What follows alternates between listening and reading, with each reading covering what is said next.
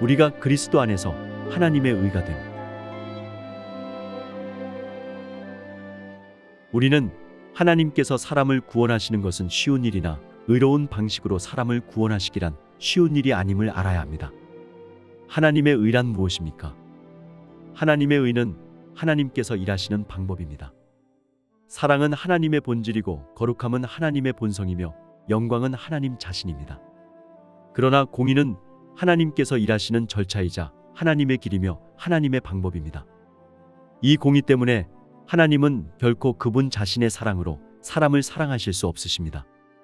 하나님은 그분 자신의 원함에 따라 사람에게 은혜를 주실 수 없으시고 자기 마음의 생각대로 사람을 구원하실 수도 없으십니다.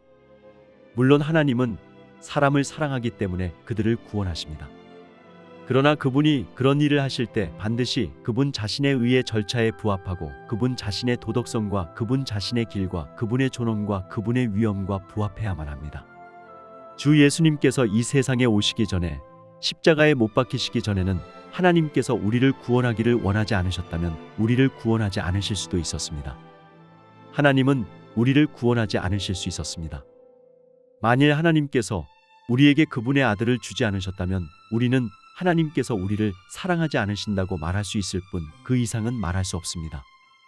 그러나 하나님께서 그분의 아들을 우리에게 주셨고 그 아들에게 우리의 죄를 짊어지게 하시며 우리를 죄에서 구속하셨기 때문에 우리가 오늘 주 예수님의 피로 말미암아 그분의 일에 근거해 하나님 앞에 나올 때 하나님은 우리의 죄를 용서하지 않으실 수 없습니다. 할렐루야. 하나님은 우리의 죄를 용서하지 않으실 수 없습니다. 여러분은 이것을 아십니까? 하나님은 우리의 죄를 용서하지 않으실 수 없습니다. 만일 여러분이 주 예수님을 통해 하나님 앞에 나온다면 하나님은 여러분의 죄를 용서하지 않으실 수 없습니다.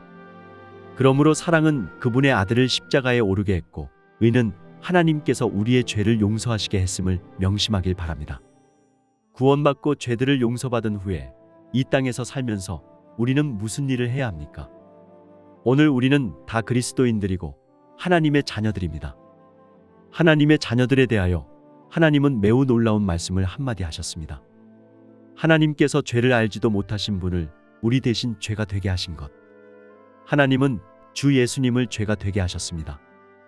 본래 주 예수님은 근본적으로 죄가 없으셨고 죄와 무관한 분이셨는데 이제 하나님은 죄를 심판하듯 그분을 심판하셨습니다. 하나님께서 이렇게 그분을 심판하신 후에는 어떻게 되었습니까? 우리가 그분 안에서 하나님의 의가 되도록 하시려는 것입니다. 오늘 여러분과 나는 주 예수님 안에서 하나님의 의의 표본입니다. 사람들은 우리를 보기만 해도 하나님의 의를 볼 수 있습니다.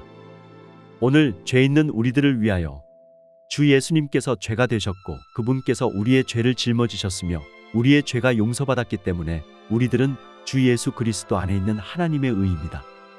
살아있는 하나님의 의로서 우리는 걸어다니는 하나님의 의입니다. 주 예수님 안에서 우리는 하나님의 의의 대표입니다. 자세한 내용은 워치만리 전집 제2집 28권 하나님의 복음 1, 5장을 참고하시기 바랍니다.